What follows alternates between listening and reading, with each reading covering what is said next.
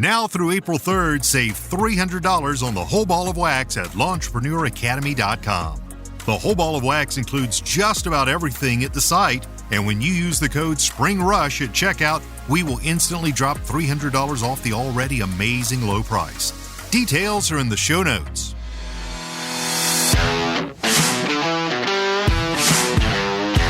You're now listening to the Fullerton Unfiltered podcast. Straightforward, no-nonsense business advice. Completely unfiltered. Grow your business. Grow your life. Now, here's your host, Brian Fullerton. This is the weirdest call I've ever done, dude. So, my bad, bro. I literally Dude, no worries. Well, long story short, I use this. I signed up for this thing called Calendly. It's like a calendar link thing. Because I was doing coaching calls like kind of all over the place in the evening. And just to get a little bit more structure, we're doing them Thursday 10 to 3, like on the hour on for 5 straight. And it's been booked solid for like months, which is great. So what I don't know is like in the note section, like if people are like, hey, if it's for a podcast, let me know. If it's for a coaching call, let me know. So I looked at yours and I'm like, I don't know. I was like, I think it's just a coaching call. And so, bro, like, so I'm like, Liz was like, well, how'd the coaching call go? If it was a coaching call, I'm like, he was the calmest dude I've ever talked to. I'm like, she goes, did he have any questions? I go, no, we just kind of kicked it back and forth. She goes, well, that seems like a very, like passive coaching call. I'm like, hey man, everybody's different, and then you text me an hour later. You're like, hey man, when's the podcast going to come out? I'm like, oh my God, dude. Like, that was hilarious. And I figured that was the case. It was like a mix up on the Calendly. Yeah. So that's a word of the wise. If anybody's booking a call, let me know in the notes if we're doing a call or a podcast, because I've been giving out that link to a couple buddies, yourself included, right, to book a podcast. But if I don't know differentiate, and you might have even put there, I tried to read the notes beforehand to get a little show prep. But dude, that was the funniest thing. And then our one of our couple friends, Kayla and Brittany Allman, came out from Ohio. We went to see Jordan Peterson last night in Detroit, which was a really, really cool time. So I'm telling them the whole story and we're just laughing. They're like, how did you not know it was a call? And I'm like, look, dude, or not a podcast. I'm like, look, dude, I don't know. Like a half hour into this call, I was like, this guy is the chillest human being. And you're like, hey man, so what do you want to talk about? I'm like, man, I don't know. People call me all the time. We talk equipment. We talk knowing your numbers. We talk marketing. And I'm like, 30 minutes into this, I'm like, so tell me more about your trucks. And I'm like, God, dude. Right. Well, hopefully you got some. That was awesome. Oh, that was so funny. This. I was also like, I've never done a podcast before. And afterwards, I'm like, all right, this guy's for sure not going to put me on, because that would be like painful to the audience to listen to, like, it's the most calm. Lori Lightfoot for a couple minutes. Oh, dude, right. Dude, we talked about everything. And I'm like, dude, this is the most funny, awkward podcast I think I've ever done. So congratulations. You got that moniker to your name. I literally was like, this guy probably thinks I'm an idiot. Like literally, like I like the most incompetent human being he's ever talked to. I laughed so hard. I was like, Liz is like, well, how do you salvage this one? I go, I don't know. I said, I just got to tell him I messed up. I thought it was a coaching call for an hour. And dude, totally cool. Totally cool. Like I'm so flexible right now with my schedule. Sure.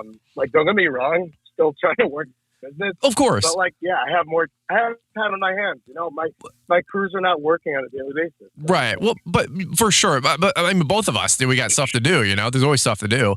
And I felt more of like an idiot wasting an hour of your time. I was like, dude, don't worry. Oh, don't worry about it. I feel bad if anything. No. And then to catch up for another 20 minutes of, to actually do a podcast. I really do want to get your story now I know a little bit more about you, for an hour. So, so now we can, so at least we could jump right. Well, we're going to jump right into it, man. So let's do this. Let's start really quick with, I hit the record earlier knowing that this was going to be a funny introduction. Cause, so if you guys didn't kind of catch on, I thought it was a coaching call and not a podcast. And so anyway, David here calls in and we just kind of like casually talk about nothing for an hour. And I'm like, dude, I'm like, I don't know, like some people, $250 is nothing. I'm like, other people, I get drilled like 15 questions. And I'm like, dude, you can buy multiple calls, you know, but everybody wants to get the value out of it. But at the same point, I was laughing because I'm like, I don't know, maybe, you know, sometimes people just want to be friends. I don't know. And so, dude, it was so funny and so awkward. I'm still like cringing laughing at how dumb I feel. But the last, about the last month, literally I've done like 5 coaching calls every Thursday.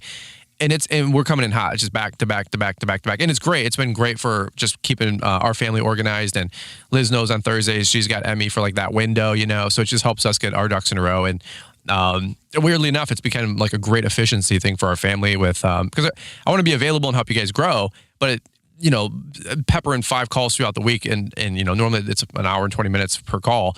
That adds up, you know, so it's like trying to prepare dinner or lunch or babysitters. It's like, it gets wild, you know, but in which way, man, welcome to the Fullerton Unfiltered podcast, the most awkward podcast you've ever listened to in your entire life. So, Dave, so let's do this. So I do want to, let's do some due diligence, man. Let's get you a good quality episode here. The first 10 minutes is the honest, unfiltered, most awkward thing I think I've ever done in my all of my social media. So, again, congratulations for holding that moniker, whatever that does for you. So, I still am so embarrassed. But let's take it back, man. So I can get everybody up to speed if you want to do the short cliff notes, because I know your whole life story after an hour call. But you're in the greater Chicagoland area. So, dude, take it away, man. Let's get the 2-minute update about who you are, where you're from, and what you guys got going on, man. Oh my God. For sure. Okay, so my name is David Romanoff. I opened Evergreen Landscapes LLC about, it's going to be 5 years ago in upcoming June. I started out like most of the listeners here started out cutting grass in the neighborhood as a kid, and then throughout high school, had a bunch of guys working for me in high school, cutting grass after school on Fridays and Sundays. And then I went and studied abroad in college for 3 years. And then came back, decided to get shot full time. I was 20 years old at the time. Yeah. And that's pretty much how we started. Right. So really quick, because you're north side of Chicago, right? What city or town is that again? Yeah, so we're based out of Skokie, Illinois. Okay. I live in Rogers Park. Okay. So Skokie, Illinois, Rogers Park. Now, really cool little blurb there that you went overseas for a couple years to Israel. Like, I thought that was a really fantastic or a really cool, interesting thing about yourself. Because when we were doing the coaching call, I was like, what was that all? Well, the coaching call podcast. I said, dude, I swear to God. But I was like, tell me more about Israel and all that mess. And that was actually a really cool chapter of your life. And then you came on back. I said, how'd you come on back to landscaping after that? But what was the whole story there? Yeah, so I was there for 3 years. I loved it. I'm an observant Jew. So, you know, a lot of people go to Israel for a year, 2, 3, or even more to get a good foundation as an observant Jew and study Talmudic law. And that was really an amazing 3 years of my life. Sure. And, you know, as most of the guys in that college, yeshiva is actually what it's called in Hebrew, would do is most guys would either continue into college. You know, a lot of guys went for their CPA, became accountants. Some guys went to law school, and some of them actually started businesses like myself. You know, I needed to figure out a way to support a family, get married, have kids. So I decided to, you know, restart the landscaping. I love working outside. And it was something I was very familiar with because I did it for many years. Mm-hmm. And my thought was like, you know, I saved up some money from high school. And my thought was, you know, I always thought it was the coolest thing to have like a whole truck and trailer and equipment, you know, in the trailer. And I'm like, you know what? Like, I know a lot about it. Let me give it a shot, see how it goes. Right. That's how we really started it full time. Well, and then to fast forward, just so people have a little context, you have about 12 guys working for you, if I'm not mistaken, now, and doing just around $1 million, and then some, definitely in 2023. So that's some crazy growth. And you're 23 or 24, you said? Well, right now I'm 25. 25. So dude, that's some crazy growth though in the last 4 or 5 years, building a $1 million company. What did you see yourself building a larger company like that when you got back from overseas, or were you just like, hey, it's what I know, so I'm familiar with, and hey, at least it's something in the meantime? Like, what was your thought process between just making money and then growing it to where you're at today? Yeah, so I literally had no idea what was going to be with it. Sure. There was just so much I didn't know. Mm-hmm. I knew all the basics, like, okay, lawn maintenance, what goes into it? There's the spring cleanup, there's weekly mowing, edging, blowing, and weeding, and then there's fertilization, and there's the fall cleanup, and maybe throw some mulch down in their garden beds, and shrub trimming, and extra things like that. But there was so much that I didn't know. I didn't know the names of most plants, mm-hmm. most common shrubs, and things like that. I didn't know there were multiple types of mulch out there. Mm-hmm. Double ground, triple ground, cedar, and black mulch, red mulch, all those things. Like I didn't know that. Right. I just thought like, all right, mulch is mulch. That's just one example of things that I simply didn't know. But I thought to myself, yeah. Well, I was going to say, what was your thought process with building a team too? Because there's one aspect, of course, of being the technician and learning, like you said, all the X's and O's of the industry and the business, and all the language, the best practices. That's all stuff that you can forever be a student of that. But then building a team and building a company is an entirely different parallel path, I feel. What was your thought process on building the company that you guys have to the size that it is today? What was your thought process there? For sure. So there's every single day I'm learning something else about employees, about managing, about customers, about, there's just endless things to learn. But the way I started with that was I actually, kind of funny, but I started mid-season when I got back. I did the classic, buying my first truck, F-150, I was just about 20 years old with 225,000 miles on it. Sure. I thought that was I hit the jackpot with that thing. Like, what else do I need from life if I have an F-150? Mm-hmm. I got some jobs. It was mid-season. I just started putting out flyers. My company was actually called David Landscaping at the time. Okay. And it was called David's Lawn Care. I pretty much just, made a logo on Fiverr, put out flyers everywhere, and called up some old customers that I had from high school. And I was like, hey, I'm back in business in case you have any work. Right. And, I was getting the odds and ends jobs because it's mid-season, most people are not going to switch over. Like, why would they switch over in June, July to a new guy who's just starting out pretty much? But I essentially somehow got some jobs, some installation, some mulch, some, putting down landscape fabrics, some gravel jobs and things like that, to the point where, I couldn't do all the work myself. So so funny. My sister-in-law had some cleaning help that she had once a week or whatever. And she mentioned to me, she's like, oh, by the way, David, I don't know if you need any extra help, but this lady's husband is looking for some extra work. And I thought, why don't you guys connect and see if it'll work? So I actually hired him on part-time. It was just like a few hours here, a few hours there, as I needed. Mm-hmm. And then that was really my first guy I hired. And it was, and you get like this whole different perspective of running a business when you have someone working for you, mm-hmm. because you have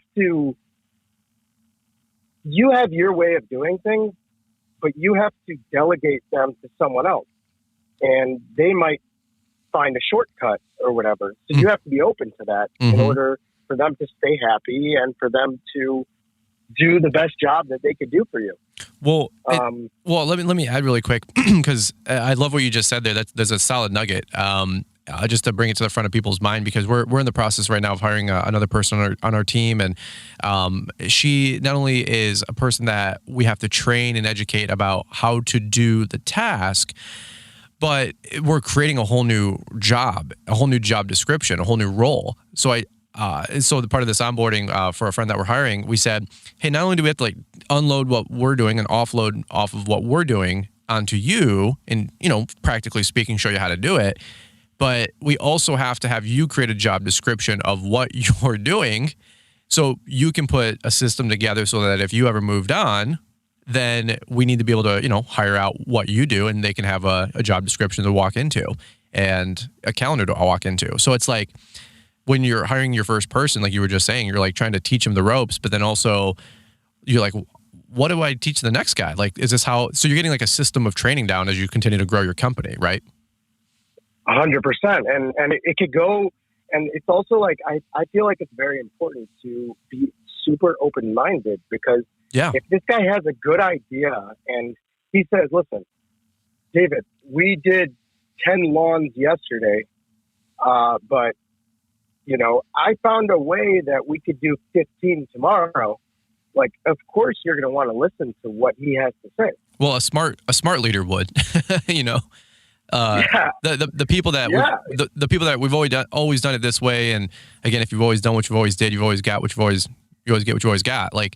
You got to be open-minded. And sometimes your employee and staff and the people you hire are way better at looking things because they're not so married to the process. You know what I mean? 100%. Yeah. Couldn't agree more with that. Well, the person that we're hiring on, I was explaining this to Liz that, you have to be flexible enough to let that person also blossom into the role, like you had just alluded to, because somebody we're hiring on, they're helping us with newsletters from our Launchpreneur Academy. We're trying to really sow into people this year. We really want to pour out just encouragement galore. So you guys might, if you guys happen to opt in on the email list to Launchpreneur Academy, or you buy a product, you get opted into the email list, and we try to send out. I really don't want to spam anybody. I've never been like that. I send out maybe a message a month. Hey, something new, or maybe an industry event, something that can help you guys out. But this year we're trying to do a Monday, Wednesday, Friday newsletter, like a weekly roundup, an encouraging word, and then like a pick of the week or something like that for an affiliate or a resource that can help you guys grow.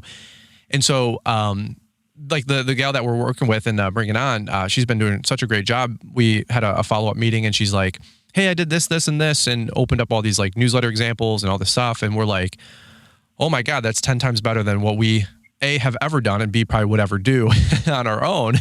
Because that's not our cup of tea. And she's, not that this is exactly what she's known for, but she is really loving the opportunity. And so she's being as creative as she can and wants, and she has full reign to do whatever. Of course, we have to do a quality control and a quality check. I mean, that's the part of any business, but it's really cool to sometimes release people into your organization, and sometimes they can blossom more than you ever would have. So you don't want to what's the best way to say that, David? Stifle their growth or creativity along the way. Yeah, basically delegating and then letting go. Yeah, exactly. Letting go, but still overseeing. Yep. Yeah. It's always here's what we need. And that's the thing.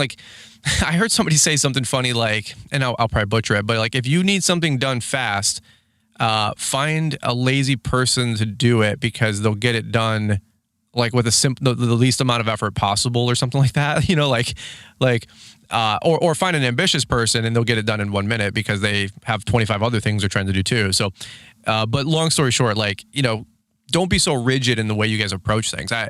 I am constantly humbled by that. I mean, from everything from social media stuff to the actual business. My guys are, hey, why are we doing it this way? And I'm like, I don't know. And then they're like, well, we can do it this way. And I'm like, I never thought about that. Or sometimes when you bring in a new hire, it can be 50-50. I brought in some new hires, and sometimes their thinking is a little off-putting, and I'm like, no, that's not what we do here.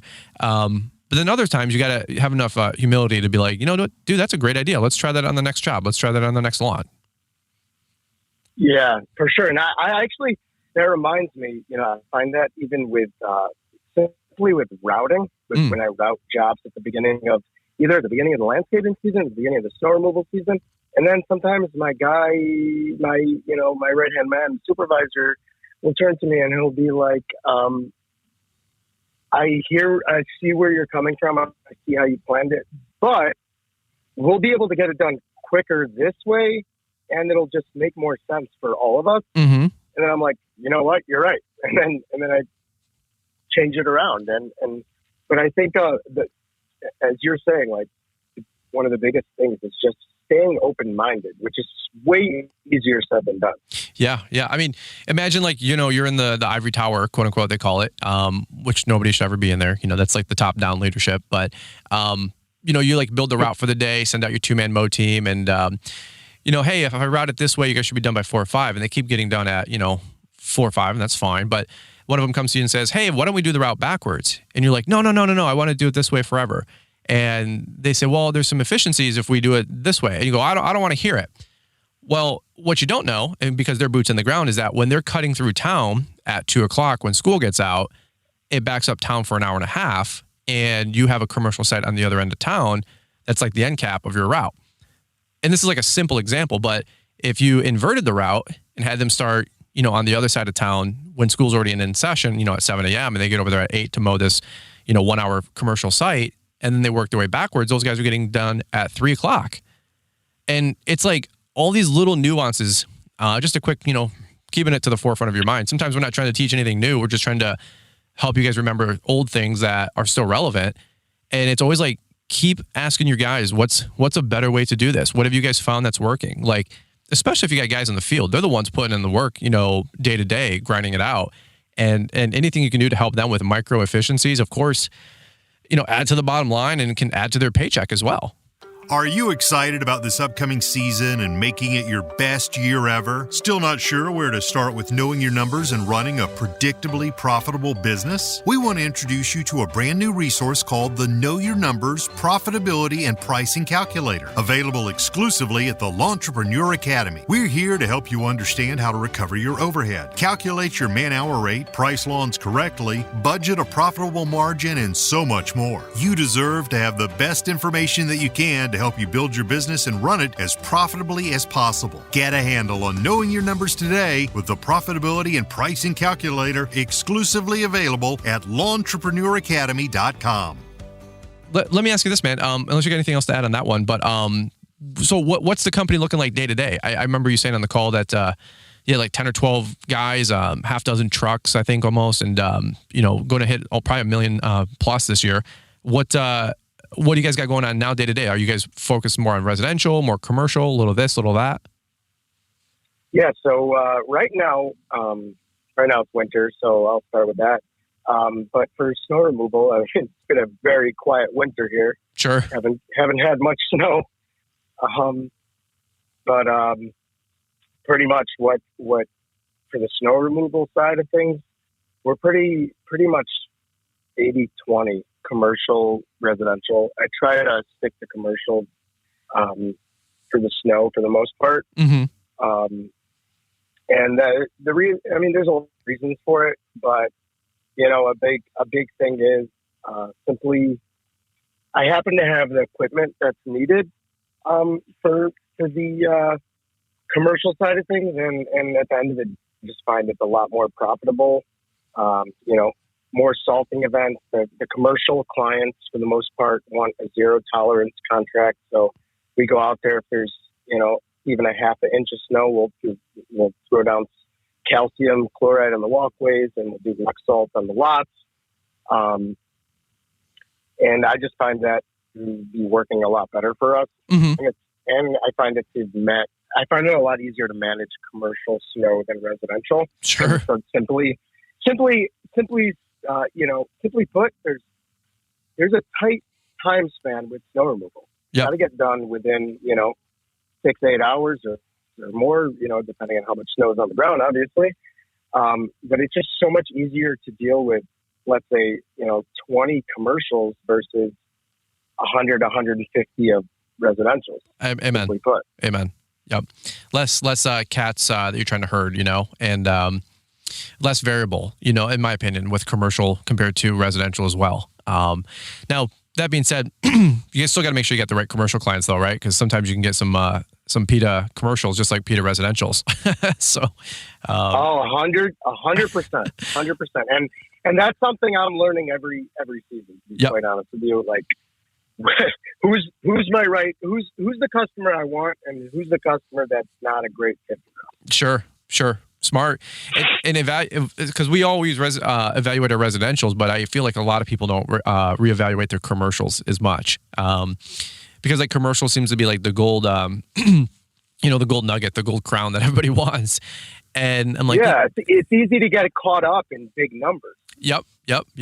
Or you're fearful of losing that account that's 10, 20, 50 grand a year. We've got some like that I took on a client that, full disclosure, it's not always sunshine and rainbows. Last year, when I talked about this on a podcast almost 6 months ago in the summer, but we had a client that took 6 months to get paid $9,000, I don't know, it's like $9,300 for snow. And man, they ended up racking up $1,000 in late fees because we're net 30 on our invoices, and after that, it's a $100 per month late fee.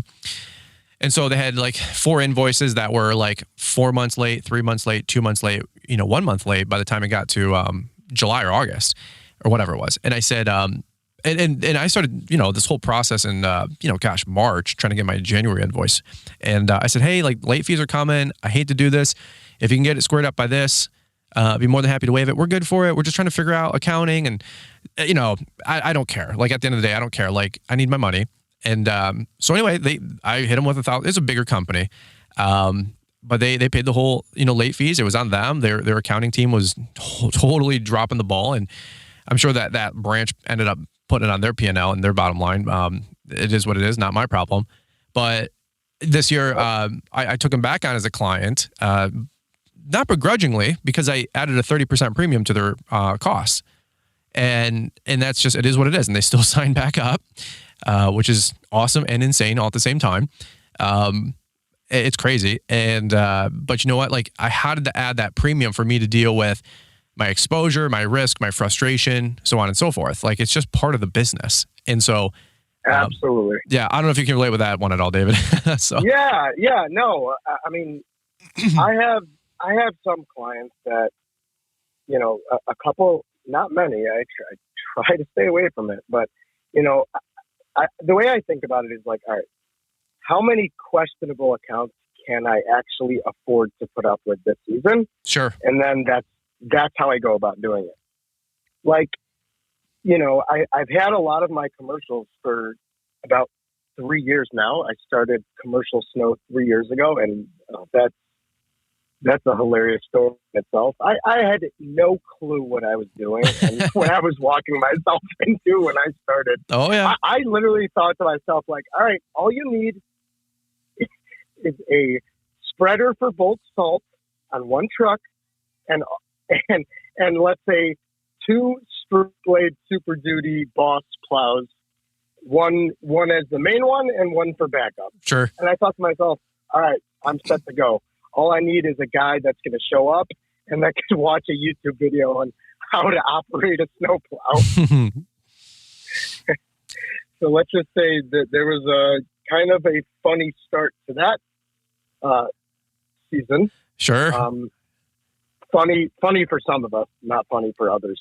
It's funny when you put a new guy in a plow truck and then he scrapes for the first time and he's like, is it supposed to make that sound? And he's freaked out, and you're like, yeah, bro. Like that's, and by the way, of course, I'm like cutting my teeth 6 years earlier doing the exact same thing, and I called Bedell. Hey, is this supposed to make that noise? He goes, it's metal scraping concrete, Brian.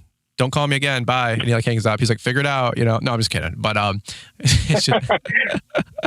that's awesome. Hilarious. And then you think to yourself like, oh, maybe I need to get a poly blade so it doesn't make that sound. Oh, dude, it's like Pandora's box when you get into equipment. It's like, is this the right move? Is this the right decision? Is this the best one? What else is better? Or what? And then like your friend gets something else and you're like, did I make a mistake? It's like, no, dude, like you just got to do your research. And I always say collect 80% of the info and then make a decision and then make it right, and, yeah, that is awesome. I'm really excited for you though. If you guys are doing more commercial and keeping 8-10 guys moving, that's a solid outfit to boot, man. Let's just real quick. We'll probably land the plane here in just a quick minute because I got to get running this morning. I got a haircut appointment, but Oh, nice. Yeah, big time like that, So $22 men's cut. Actually, I'm not gonna say where I go, but I picked them up as a snow client. It's just funny, like you schmooze and just support people's businesses, and I wasn't even trying to solicit them, but it's actually pretty close to home. And the barber guy that cuts my hair or whatever, he asked for a T-shirt. I said, well, I don't really have any T-shirts or merch or anything like that, but I said on my next run, I'll get an extra one. I'll get your size. Let me know what you want. When we went to Equip Expo, we got like our company shirts, but with like some logos on it, like TikTok, YouTube. So like just to not advertise that we're like social media people, but if a company's like, hey, do you guys do YouTube? Like maybe, but we're definitely not like, hey, I'm Brian's All Maintenance. I did that 3 years ago. It worked, by the way, but we're a little bit more chill these days, thank God. But I ordered him a his size shirt, and long story short, they called me about a month ago and signed up. They're like, hey, we don't know what happened to our last guy. He didn't come for that last snowstorm. So-and-so was saying that you'd plow snow in the area. Do you want the account? I'm like, yeah, dude. Like, heck yeah. So now I got to make sure I do a good job or they'll mess up my haircut. You know what I'm saying? So, but, right. So give you a mohawk. Yeah. Yeah. Mohawk next time around. Yeah. It's like, hey man, you didn't shovel the front door and snip, and, we don't need anything like that. But, no, I was just going to say, just kind of final thought that or question I had for you is where are you guys going this year into 2023? Are you guys, optimistic? Are you growing? Are you pruning a little bit, getting more lean? Or what is your prospects for this upcoming season? Yeah, so this season, I mean, there's still tons up in the air. It's early February now, but what I'm hoping to do is we're going to have two maintenance crews and one or two installation / enhancements crews. Okay. And in terms of the landscaping right now, I'm about 70-30, 70 commercial, 70% commercial, 30% residential. Okay. We currently service about 150 properties on a weekly basis. And we're just looking to honestly continue going in the direction we're going with, more focus on the commercial side of add more of those enhancements to our maintenance properties. Like something we're huge into is planting summer annuals. Okay. Our people love it. And it's not super expensive. So anyone that's really looking to enhance their property in the summer, get a good 4 or 5 months out of summer annuals. A lot of my customers are super into that. Sure. And then, we do a lot of aerations in the spring for most of our clients, and overseeding, and as well as mulch. Mulch is great because it's super easy as long as you have the equipment to move around a whole bunch of yards. Mm-hmm. And we're really just looking to continue doing what we're doing and slowly growing, picking up more good clients, and trying to, I guess, make make things more efficient on a daily basis in terms of getting things done more professionally as well as doing more. Cool. So we're always trying to work on the processes and systems to, in terms of onboarding new guys, training them. How many days are they going to start out on the string trimmer or the mower or weeding? And in terms of just like pulling up to a property, the guys jump out of a truck.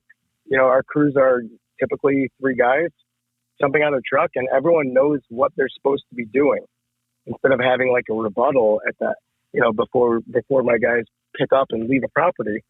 I'm looking to just have everyone understand what their job is. So that way everyone's feeling good at the end of the day. My guys feel good. They know they're doing a good job. They know what they're doing, what they're supposed to be doing. And for myself, gives me peace of mind knowing like, yeah, labor is high right now, but at least my guys are doing a good job and they're doing what they're supposed to be doing. Dude, so, I love it.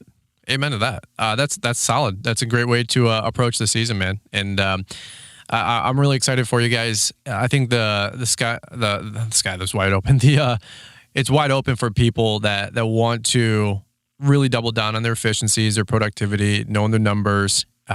Dude, that's really, really cool, man. I'm excited for you guys. Really quick, where can Thank you. Yeah, dude, for sure. Where can people find you, by the way? If are you on Facebook, social, or Instagram and all that fun stuff? Oh, that's a touchy topic. So I've got all the social medias. I actually have someone running them for me. Oh, cool. But the best would be hit up my website, evergreenlandscapesco.com. Evergreen. One more time. It cut out a little bit, but Evergreen Landscapes Co. Yep, evergreenlandscapesco.com. Okay. So it's Evergreen Landscapes with the co.com. Okay, cool. And then you're in Northside Chicago, so if anybody wants to network, hang out, or they want a job, it could be a good opportunity out that way. Absolutely. Hit me up if all the above. That's the truth. Dude, yeah. Awesome. Well, this was a much more fun podcast episode than it was for a second therapy session, coaching call. So I just can't. I still can't get. I still can't get. I mean, folks, it got to the point where I'm on the call with you, David, and I was like literally laying in bed with the AirPods on, just going, "People pay me to do this?" Like I was like, "What are we talking about right now?" And I was like, because we were just like, it's like I told Liz yesterday. I told my girl, I'm like, it's almost like. Work with me here, folks. But it's like, when you're like in the dating phase and you're talking to your girl and it's like nothingness, you're just like, yeah, that's exactly what I was like. She goes, what was it about? I'm like, hey, like when we used to talk and date and just call each other at like, 1 a.m, like, hey, are you up? Yeah, I'm up. What are you doing? Nothing. And then just like listen to each other breathe, like it was like, right. And I was wondering the whole time, like, Brian, you are such a nice guy. Like, why are you trying to help me on this? Like, help me grow my business and tell me which equipment might be better for my business. Like, we did podcast. I'm like, we did solve a couple bottlenecks though. We were talking about dump inserts and debris loaders and all this other stuff. So, I guess free unsolicited advice. You know what I mean? Because, dude, I'm pouring it out there. I'm like, man, like this guy hasn't given me anything that I could like work on. I'm like, let me go to work for you and help you. And then you were like, yeah, I'm thinking about leaves. I'm like, dude, I know leaves. Let's talk leaves. And it was the most awkward phone call I've ever done. But dude, it's such a literally not. No, dude, it's the most humble, fun phone call I've ever had. And then telling the story to Liz, and then recounting it to Caleb and Brady Allman. They're like, how did you not know? I'm like, I don't know. It's a miracle we've made it this far. Like I'm a regular human being. I make mistakes, and I'm just like, I own it. I laughed so hard. I'm like, she goes, what did he think? I go, I think he thinks we're best friends because I just talked to him for an hour, like we're boyfriend girlfriend, like talking about nothing. So, oh, I swear. The best part was also it was literally a full hour. Yeah. I was like, well, hey man, it's been good talking to you. I gotta run to my next call, but appreciate you, man. Go get him, Tiger. And you're like. Okay, like that's a good podcast, bro. I just literally didn't connect the dots until when you emailed me an hour later. I just started laughing hysterically. Liz is like, "What's up?" And I'm like, "Dude, I messed up bad." And she's like, "How did you do that?" And I'm like, Hey, I'm here to amaze you, baby. That's what I do." And sharp as a tack over here. But if you guys do book a call, or if I gave you the link to book or a podcast, at least just put, and you probably did, by the way, but at least just put in the notes, hey, podcast, hey, coaching call. That way I know we do go 100 miles a minute here, but trying to get everybody in all at once, it's it's helping with efficiency. I just need to know, hey, am I solving your problems for an hour, or are you sharing your story for a half hour? Like, it's one of the two. So David got the best of both worlds. You know what I'm saying? So literally, dude, too funny. Well, cool, man. Well, any parting thoughts? But if not, we'll button it up, man. Appreciate you taking time to spend another half hour with your boy here, and thanks for still taking my call. You know what I mean? So yeah, for sure. No, I think there are a couple just things that popped into my head now that you asked. Sure. But you know, I feel like I always tell this to my guys, like, being a good company is like a recipe. Like, if you make a chocolate cake and you forget the eggs, like it's or the sugar, you know, two main ingredients, you know, it's just not the same. Yep. It's just not. So, you know, the way I think about being a good company is like being clean, having good guys. You know, when your customer walks out the door, say hi to them, say good morning to them. Like, it seems like such a stupid thing, but you know, it's not. All of these small things add up. And the way I think about it is like, you know, everything adds up, and all these small things make you who you are. Like, pick up the garbage before you leave the property. But if there's a little, literally like a little Kit Kat wrapper on someone's lawn, just pick it up. Yep. Makes a big difference. Yep. And you know, keep your trucks clean. Show up to your customers' properties with clean trucks. That's something we're big into now. You know, we try to clean our trucks every 2-3 weeks or so, because you know they get filthy, obviously. And you know, this I just think like the small things are so easy to overlook and not be on top of. But I think that everything matters at the end of the day, and try your hardest. Right. No, that's great advice. I mean, it's a simple business that so many people make so complicated, you know? And like you said, it's just minding your P's and Q's, good image, do a good job, be accountable, be good for your word, like you were just alluding to, you know? Solid stuff, man. Solid stuff. I think we were talking, that might have been a whole part that we were talking about was culture, I think, for 15 or 20 minutes on our pseudo coaching call. And yeah. But it was interesting, the similarities that we were both bringing up, not trying to make points, but just talking about like, you know, how the dynamics of culture can really shape a company. And that was meat conversation, you know, on our pseudo coaching call. So, but it's all stuff that we've taught on this episode and many other episodes. And that's what it's all about, man. So, no, dude, that's good. That's good, man. I think I'm going to button it up right there though, man. I think I got a hard stop here to get moving, but I got my next call coming in, you know, and that one's a podcast too. No, I'm just kidding. But I'm just having fun.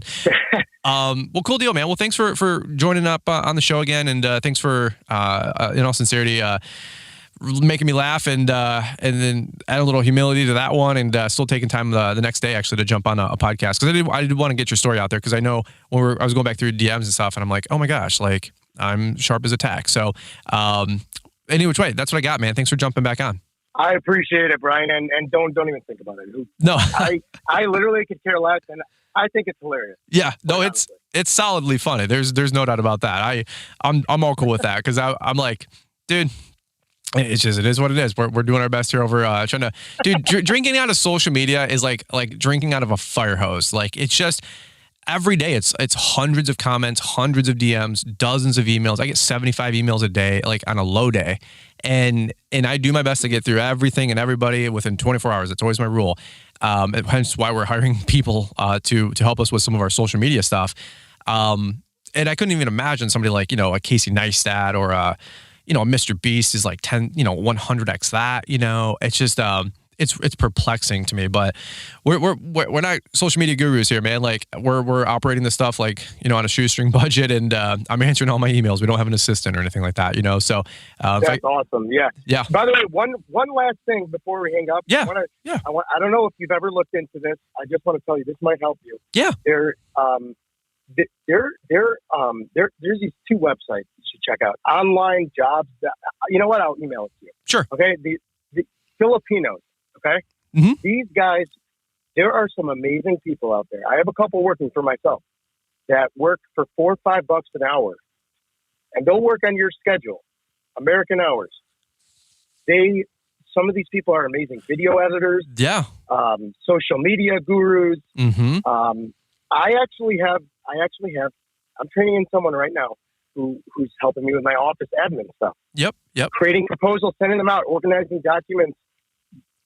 Literally, she's hopefully going to run my jobber at some point. But definitely something that might be worth looking into. So that's a great point. If you guys are trying to expand a couple different things like graphic design work, even your phones, you can like hire different services. There's a bunch out there. I'm not going to promote any one specifically unless I want to write a check. But there's a bunch of great services out there where you can take your phone calls, dictate messages back to you. Pre-filter before they get to you, kind of deal. They're virtual assistants or remote assistants is what they're called. Exactly. We utilize probably, I don't know, dude, 7 to 10 all the time for little odds and end jobs. Like I'm writing a book, but the typography, the artwork, and then of course the ACX for Audible with Mr. Producer, and then he's uploading. So there's an army of like things that I can't do, like for sure. That there's a lot of merit to what you just said. We utilize the like if you're looking at like a tree trunk, the feeder roots. Like I have to what's the best way? Delegate those feeder roots. I have to delegate those little tasks to other people because I just A, I'm not qualified, B, I don't do it, or C, I just don't know. And then or you don't have the time. Oh, yeah, for sure. Yeah, there's no way like I could produce my own podcast. I could produce the podcast, but if I do that, something else is going to suffer. But if I can pay, a quality price to a producer to do that while I just hit start, stop, like that's where my time has been best spent creating versus producing. But I'm a horrible producer, man. I'm probably a horrible voice talent too, but I'm a horrible producer. But Mr. Producer's a 10. And that's why we always say, if you it's amazing. Yeah. It sounds amazing, your podcast. Well, it comes out. That's all Mr. Producer, man. Me personally, like, we can hit start, stop. I'm that competent, but that's kind of where it starts and stops, if you know what I'm saying. So, but dude, 100%, if you guys are ever looking to get virtual assistants, Kelfus is like, I got 42 people working for me, part-time. And it is actually the way of like modern business, with contracting out work. I mean, it's a super smart way to go. I hired, just another quick one I'll just mention similarly, is I am taking my book and I'm already parallel paths here, getting it. It's already translated to Spanish, used a person off of Upwork, and then we're actually having a Spanish audiobook narration being done as well to get the book translated to Spanish because, ironically enough, bro, there's not a single Hispanic lawn and landscape resource out there that I can find for anybody. And I'm like, for an industry that heavily relies on Hispanic help, dude, go get them. That's huge. I'm like, why is nobody paying attention to my El Espanol people, man? My Hispanic, brothers and sisters. Like, I love Mexicans. Like, they're freaking amazing. Like, there's so many. They're like, amazing. They're Hispanics, Honduras people. I don't know what else you call them. Latino people. None of that Latinx crap, by the way. But Hispanic and Latino people. Dude, they're a solid part of the workforce, of course, and I cannot find a single Hispanic resource. So I'm like, look, I'm gonna be like $5,000 probably all in on this book for just the Spanish version, and I think like I make like, bro, $3 when I sell a book on Audible. I'm like, dude, like that's probably gonna be a loss leader, but like at least maybe it can help them start a business. And like I always find like my Hispanic people struggle the most because there's obviously the language barrier. They're ambitious, they do quality work, but they always seem to suffer even more with running a real company because they just don't know what they don't know. And I my heart goes out to them. I do Spanish phone calls all the time. Like, yeah, my dad runs the business, and like the 18-year-old son's doing the coaching call, and I'm like trying to help him, who translates to dad, to like run a better company. I'm like, you need bookkeepers and CPAs and all this stuff. They do incredible work. But I always, my heart goes out to them because like they can't run a real business because they don't know, because nobody's teaching them perhaps in their community too. So it's always a challenge. But dude, I can't wait to we have those 3 new Spanish resources: the employee handbook, the application, and the subcontractor agreement. And then we also have the Spanish audiobook that's going to come out. And I'm just really hoping to help those guys out and bless that whole different speaking group. The American dream is not like just to like, American people. Like the dream to own your own business is a worldwide dream. And I just really hope that book can get in the hands of some of those people. I don't care if it goes to Mexico and Guatemala or Honduras or to, somebody in backside of Chicago or backside of Michigan. I don't care where it goes to. It's just, so yeah, dude. It's going to pay off. It's going to pay off with how many people you're going to be able to help. I hope. I hope. I really do want to bless those people. Like it's definitely, everything's for profit because profit is what you need to get the message out. But if that's a loss leader, that's totally fine with me because I just my heart goes out. I'm like, I don't know how to help those people as much. I don't speak Spanish. So any guys out there like ever want to voiceover, do Spanish speaking videos or shorts or YouTube channel, all Spanish? My gosh, there's such a market there. Not to make a buck, but to help people. And if you help people, I guarantee you'll make a buck.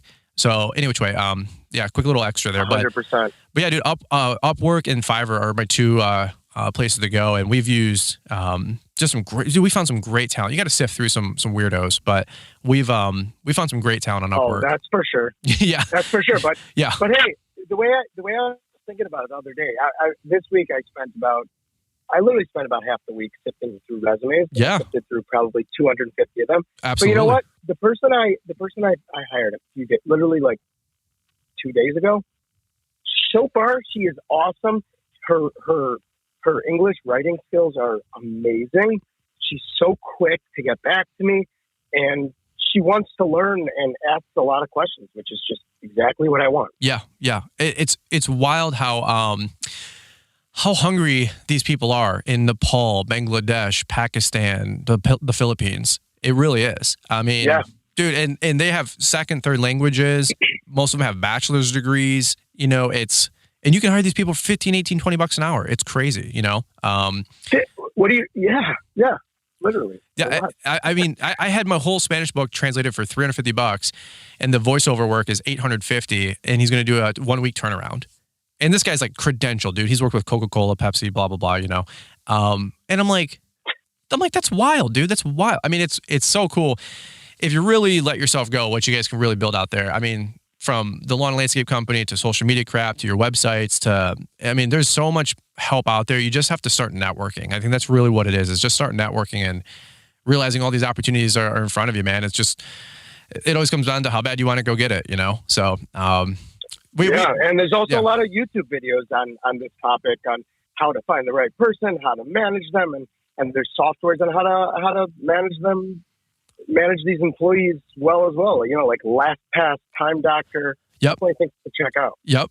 Dude, it's good. It's good, man. It's solid and it fires me up. But that's where I got to cut it off, man. I got to run. Appreciate the time, dude. If you need anything in the meantime, of course, keep in touch. And if you ever want to do another coaching call, holler at your boy. So, but thanks a lot, Brian. I really appreciate the opportunity and looking forward to everyone growing together. That's the truth. That's right, man. You bet. All right, guys. Well, all of y'all have a great rest of the day, and you guys definitely hit subscribe if you guys are new here. It's all about lawns, lessons, life, and real, authentic lawn care here in 2023, and we're here to help you guys grow. So, thanks again for listening, and we will catch up with you guys here on the next one.